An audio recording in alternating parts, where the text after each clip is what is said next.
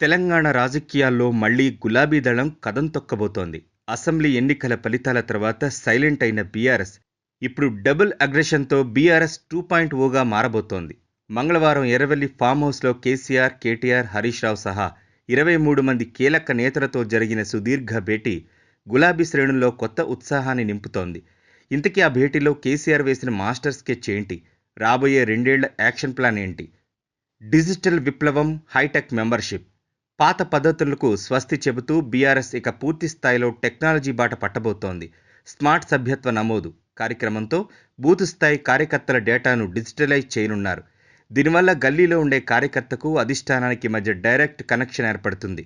నియోజకవర్గాలకు ప్రత్యేక కోఆర్డినేటర్లను పెట్టి పక్కా జవాబుదారీతనం తీసుకొచ్చేలా ప్లాన్ చేస్తున్నారు.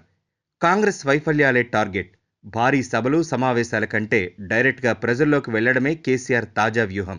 రైతు రుణమాఫీలో జరుగుతున్న జాప్యం, నిరుద్యోగ సమస్యలు, ధరణి పోర్టల్ చిక్కులు, ఇలా కాంగ్రెస్ ప్రభుత్వం ఇచ్చిన హామీలు అమల్లో జరుగుతున్న లోపాలను అస్త్రాలుగా వాడుకోనున్నారు. ఇందుకోసం పల్లెల్లో జనచైతన్య యాత్రలు చేపట్టాలని కేసీఆర్ దిశానిర్దేశం చేశారు. నాయకుల చుట్టూ కాదు, కార్యకర్తల చుట్టూ. ఇన్నాళ్లు నాయకుల చుట్టూ తిరిగిన పార్టీ ఇకపై కార్యకర్తలకు పెద్దపీట వేయబోతోంది.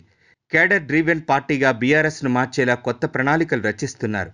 కష్టకాలంలో పార్టీ జెండా మోసిన ప్రతి కార్యకర్తకు అండగా నిలిచేలా వారికి సంస్థాగతంగా బలమైన రక్షణ వ్యవస్థను ఏర్పాటు చేయాలని అధినేత నిర్ణయించారు. మిషన్ 2028 ముగింపు. ఓవరాల్గా చూస్తే ఎర్రవెల్లి భేటీ లక్ష్యం ఒక్కటే, మిషన్ 2028.